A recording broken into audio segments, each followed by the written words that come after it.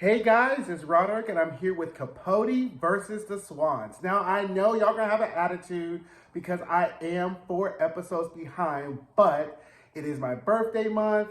I have been living my best life. I had a little bit of cold, so I'm a little bit behind, but I am gonna catch you guys up this week so y'all can suspense with the attitude and we can just settle into what is just, I think so far, one of the best shows that is out there streaming.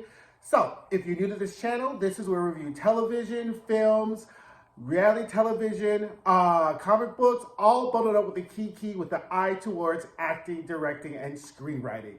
So, as y'all know, I have, this channel, we have multiple things going on. I like comic books. I'm still going to keep doing my comic books, but this is my bread and butter. I started off reviewing Handmaid's Tale and breaking it down for you all with insights for acting, directing, and screenwriting, and I will always continue to do that because this is what I enjoy. I'm an actor, I'm a director, I'm a screenwriter, so I am always going to gravitate towards the medium of television arts and motion pictures. And this show just really hits all my buttons. It gives me fabulousness, it gives me sex, it gives me drama, it gives me everything. I'm a kid of the 80s, so I grew up watching Dallas, Falcon Crest, Dynasty, the Colbys, One Life to Live, All My Children, General Hospital. So this just really is like a proverbial sugar high for me with this show.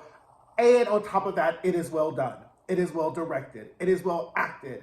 Costumes, set design, cinematography. One of the things I can say about Ryan Murphy is that when he gets it right, girl, he gets it right. And this show, he gets it right. Like, this is so far, I've watched all 4 episodes, which means I can just pump out these next 4 reviews, and I can tell you he is knocking it out the park. It also helps that Gus Van Sant has directed, to my knowledge, the first 4 episodes. And he is fantastic. He's one of my favorite directors. This show is really, really good. So if you haven't watched this show yet, perfect. You can go watch it, take this journey with me. If you've already watched the first few episodes, cool. We could just go through this journey together because we are going to cackle. And I'm also going to break down to you some of the elements of what makes this show great on a macro and micro level with the eye towards screenwriting, acting, and directing. So without further ado, let us get into Capote and the Swans. So, we start off with the cold open in 1984. Now, let's get to our basics. Every pilot episode has 3 tasks to take, right? The pilot episode needs to introduce to us all our main characters. It needs to set the stakes and also introduce our main overriding problem, right? And it needs to do that in a way in which we all are captivated and invested in the solving of the problem and willing to go on a journey, right? So that is what the pilot episode has to do. It has to really give us the topography of what this episode or what this series is going to be about. It needs to give us our characters, who are antagonists, who are protagonists, what the complication is, and then in our next episode, we're going to get a further increased complication of what's going on. And typically in the third episode, we'll get a flashback episode to give us some context. Most episodes, most series that start will go by this formula, right? And I have to say, this is one of the better pilot episodes, right? Because it hooks us in from the first scene, and then we're really invested in who these characters are. And the writer does a really good job of really kind of taking us and mixing exposition and dialogue to give us background. Now, if you watch this channel, you know what my #1 rule is, right? Never trust the narrator, right? So when you have a scene or exposition that's being told by another character, in this case, Capote will sometimes interject and give us exposition. It's easy to get lost in how he describes the characters, but remember, the narrator is typically an unreliable narrator in most events, right? And that's what I really love because we really get to see that, right? So we get the cold open, it's 1984. Capote is looking at the Swans, and he has this pensive look, and we're like, okay, what's happened between now and 1984, right? Good cold open. Okay, I was like, Swans, I get it. Don't understand the difference between the black swan and the white swans yet, but I'm like, okay, cute.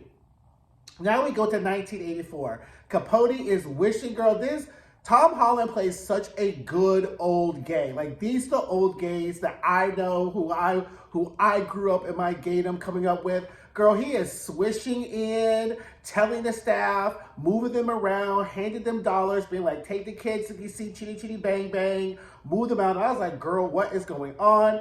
Child, first we meet Naomi Watts, who is playing Babe Paley, and she's in tears. And I was like, girl, what done happened? Like, what's going on, right? So then she recounts the fact that while she was in Paris getting fitted for Givenchy, her husband, Bill Paley, is fucking the governor's wife, who is at this time Nelson Rockefeller, who is married to Happy Rockefeller, and she is pissed. Nonetheless, she calls us like, you know what, I'm going to give this motherfucker a heads up because I know he likes to be dipping in and out so you can get your horse in and out my house. Child, Happy done call Bill's like, hey, let's do one more little fool-la-la fuck, right? She comes over there. He's like, I don't know. You know, she's going to be on his way. She's like, I want to taste you in this mouth. This weak-ass motherfucker says, fine. So Happy comes over, and they're fucking all up and down in Miss Babe Paley's house. And then he gets ready to close the blinds to get ready to shoot her out. And I see blood. And I'm like, did he lapse and kill her? And then we turn, and she has, like, blood in her crotch. I was like, is Babe Paley a murderer? Like, what done happened? Nah, bitch. Happy's like, you ruined my life. You humiliated me and just want to have sex with me just to prove that you're better than my husband? Well, get this, bitch. Try to get these motherfucking stains out before your see you next Tuesday wife gets home. Pushes on her jacket and gets out the door. And I immediately gagged.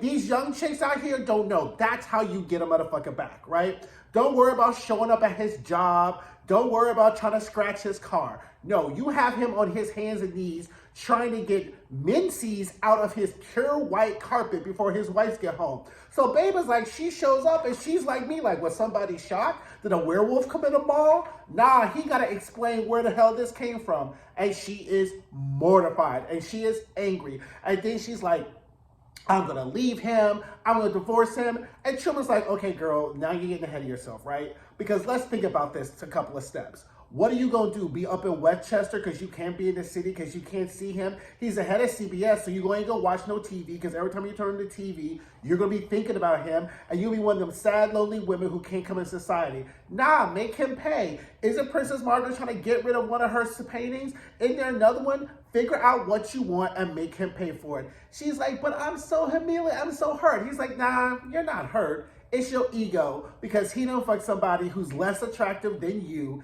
up in your house, and that's what this really is. You're not really hurt because you're not really having sex with him. You kind of love him, but you ain't really feeling him like that. This is all your ego. Make his money make your ego feel better.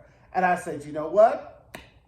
I had no lies. He gives her a drink, gives her a Valium, and they lay in the bed. And what I really like about this scene is that you really kind of see the closeness and really the closeness and kind of the vulnerability that Babe has with Truman, but you also see the craftiness, girl, because every time that he's not looking, he's always smirking up thinking, which is really what, messy gays do, right? And what I also like about this is that you get a peek into really the dynamic between gay men and women, right? And I really am glad that the show begins to explore this because as we go episode by episode, we'll talk about that dynamic, right? And how that dynamic has developed, why it's become some people view it as parasitic. I like to view it as symbiotic, right? Relationship.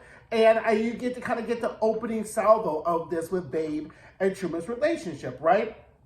So now we go back to 1955, and Bill Paley gets a call from David Selznick, who's a very famous producer back in the 50s. He's like, Bill's like, I hope you're not trying to cancel. Montego Bay is fabulous. He's like, no, I'm coming, but can we bring Truman along? He's like, Truman? He's like, I guess you're going to be Truman. And he was like, okay, cool. He was like, I've only met him a couple of times. He's like, is he really fun? He's like, of course he's really fun. Child, Bill thinks that this is Harry Truman. It's Truman Capote who comes in, swishing on the plane, immediately giving you stunts and shows.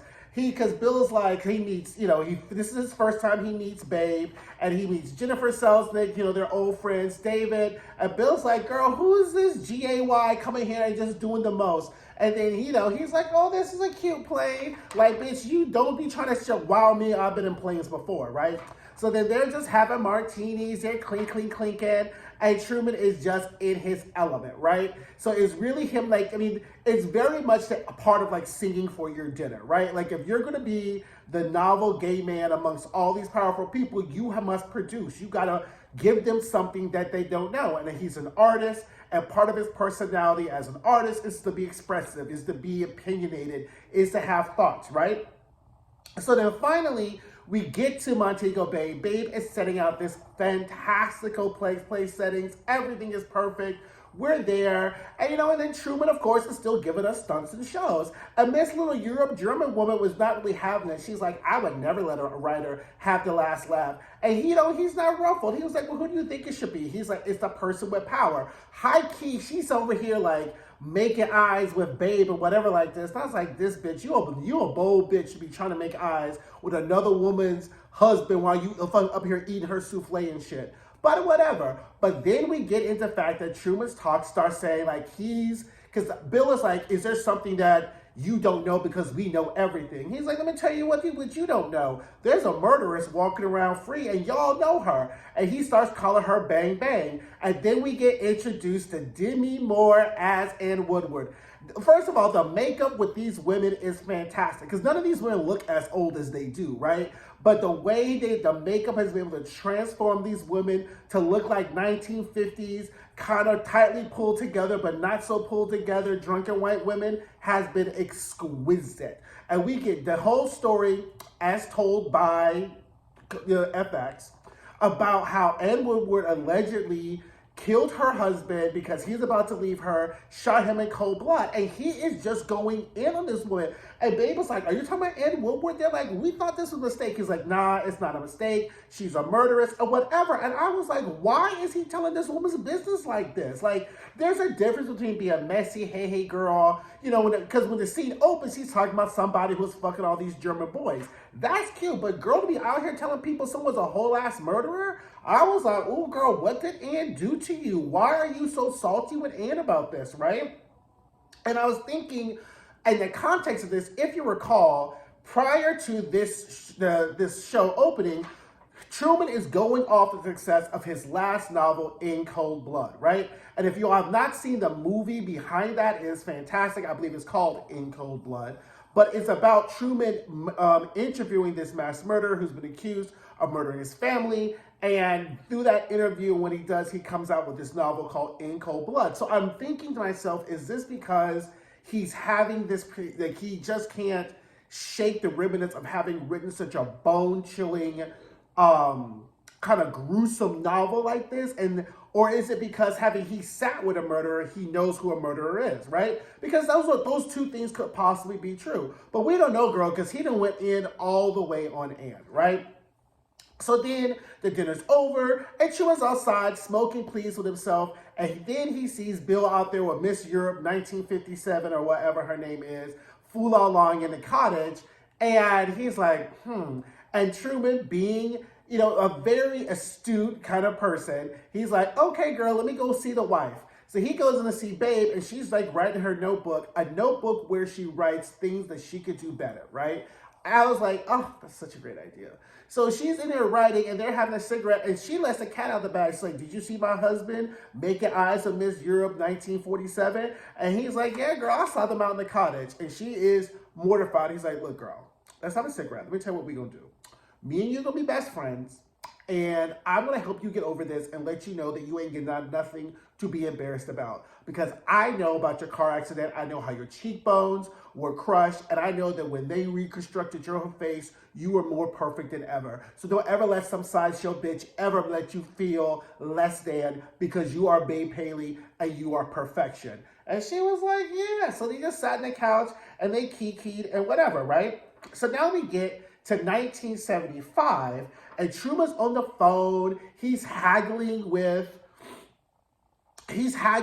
like his manager because he's late on delivering his book, right? Now we introduce his boyfriend, who is already packing his bags, like, I'm not really to deal with this. His boyfriend's name is Jack. He's like, you know what? I know what's going on here. You're creatively stuck. You're a drunk. I'm not staying with this. And Truman is drunk and is like, you know what? I'm not stuck. I just need inspiration. Swooshes himself right on out the door. So I'm thinking, oh, he's going to go sit with his girlfriend, Babe. Or maybe we'll just meet some more swans. Child, he's at the bathhouse. And I was like, oh, the bathhouse. So for you people who don't know what a bathhouse is, you can watch the show and figure it out. I'm not telling any of the gay business because I'm not trying to impugn any type of guilt on myself. But he was to go to the bathhouse, and then we see Russell Tovey. Like, Ryan Murphy keeps his people working, okay? Russell Tovey is in everything. So anyway, he sees Russell Tovey, they cruise, and we find out Russell Tovey is a sexual sociopath who's married, and then we have like this really great shot hand job scene, like that camera right below what the hand is, was really good, but it's not really too gratifying, I guess, I guess it doesn't really make Truman look good if we didn't see anything over the fist, right? And I was like, ooh, girl, that's all Truman was packing? Anywho, so we get that little hand job scene, and I was like, okay, that's cute, you know, Ryan's gonna always give us a little gay sex or whatever. So I was like, okay, cute. Child, the next scene, he's taking bathhouse trade to meet the other swans. I was like, girl, was bathhouse trade like really that good for you to be bringing him? And so now we get into Truman is giving us, by his narration, all the different, the next three swans we're going to meet, right? So first he talks about Slim Keith, who's played by Diane Carroll. He tells us about Babe, and then we get CZ Guest, which is played by Chloe Sevigny. All exquisite, all look fabulous, and whatever, right?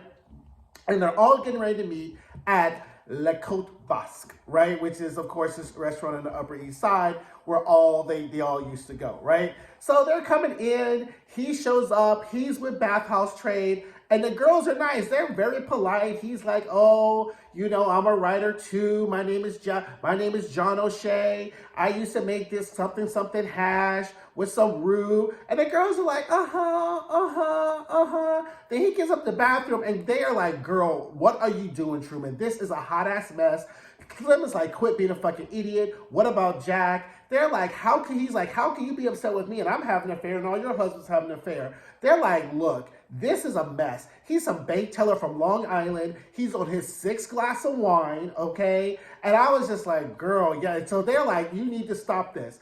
In the meantime, while they're having this conversation, Truman is like, of course, scanning the room, trying to figure out who's around, you know, it's soaping it up. Child, Ann Woodward is there giving him the stink eye.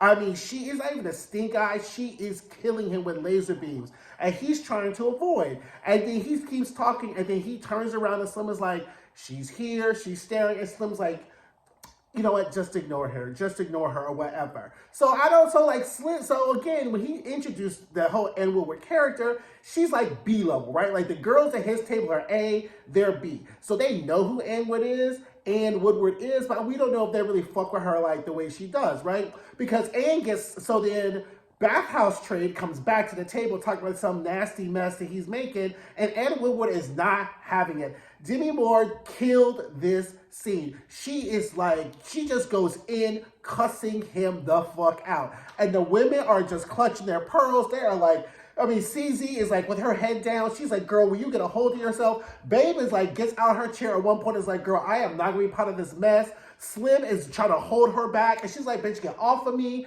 And he's like, she's like, why would you do this?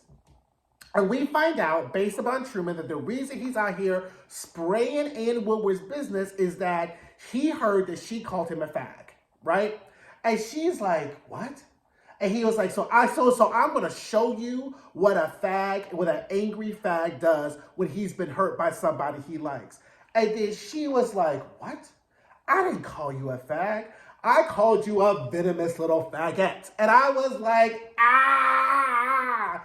Like, she just stood 10 toes down on it, and then she did the proverbial 1975 wine in the face, and literally Babe almost went to Jesus right there, because she was like, I don't do this type of mess. CZ was like, girl, sit your ass down. He is a writer. He has a typewriter. I don't know what your problem is. And all of this is just a hot-ass mess, and it's a fantastic scene. Now, what does this scene do? This scene sets us up as foreshadowing, right? Because all these other ladies are all clutching their pearls and gasping, right? Little do they know that they are about to be in Woodward, right? And the fact is that it's very easy to be like, oh my God, it's not that big of a deal until it happens to you. But that was a fantastic scene. I was like, oh my God, because Anne was not playing with him. Like she probably would have choked him out with his necktie or whatever. And mind you, like Bath's House Trade was just supping it all in, right? And so then, on the subway, Truman is drunk, and then he was like, girl, I thought Babe was going to give us the car back. And as Truman was explaining to Bathhouse Trade on the way there, is that you can't accept a whole bunch of gifts from the Swans or they will own you. So we know that he's very kind of specific or very like calculating in the gifts he takes from them. So he probably was like, nah, we gonna save that favor asking for something big, right? Because he said that Babe had said that she was gonna buy him a house, right? So he's like, they're taking the subway. And so Bathhouse Trade is like, you know what? You're not stuck on your book. You don't see, you're just not using what you see, right? So what you should do is write about all these chicks because this is gold. And I'm like, no, that is not what you should do. I don't know how Bathhouse Trade thought that this was a good idea at any point for him to betray his friends and to write a book and do this. Like, this reeks of a horrible idea. I don't know in what world you would think that this would be a good idea.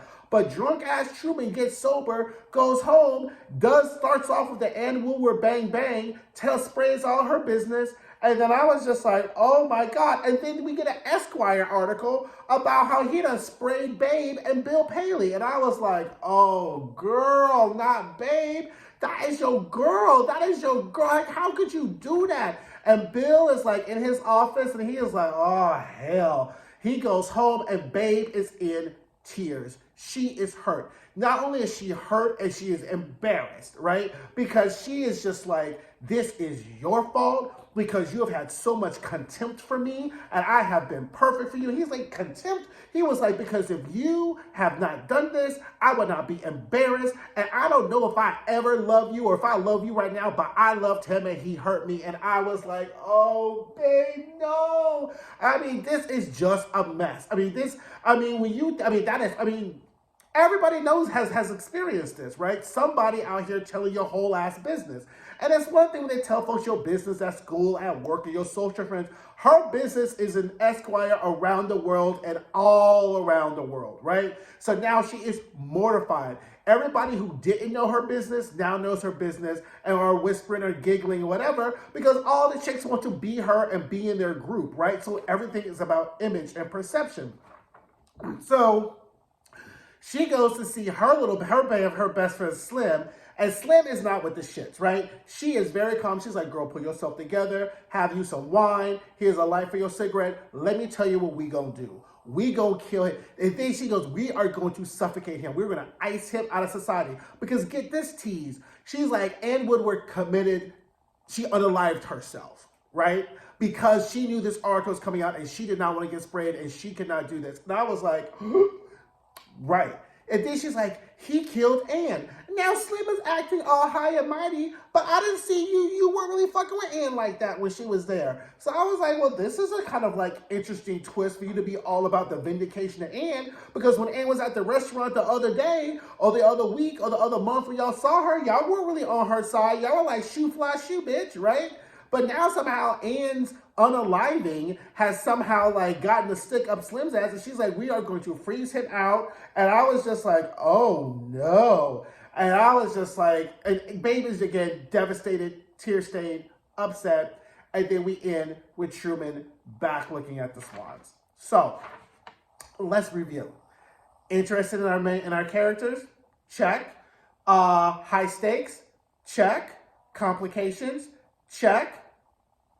Pilot episode. A fantastic success. So drop it in the comments and let me know what you guys think. Like I said, I am loving it, and we're going to go on this ride together. Don't forget to like, don't forget to comment, don't forget to subscribe, and I will see you guys soon. Thanks. Bye.